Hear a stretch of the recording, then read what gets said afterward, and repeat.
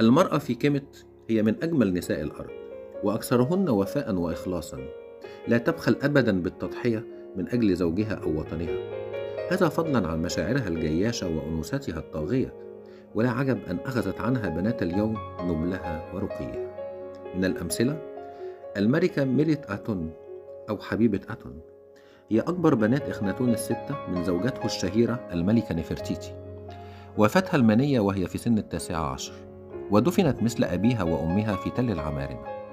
ومن ألقابها الزوجة الملكية العظيمة، اكتسبت هذا اللقب عقب زواجها من الملك سمنخكارع.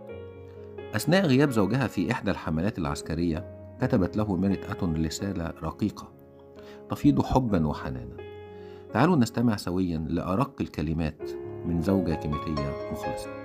سأكون في انتظارك، دائما في انتظارك، فانتظارك هو الأمل الذي أحيا به وأعيش له.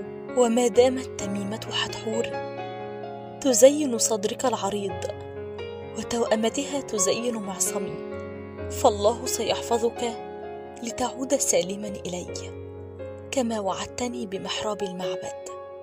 حبيبي، سأكون بانتظارك وسأرتدي أجمل أزيائي كالشجرة التي تتزين بأجمل أزهارها.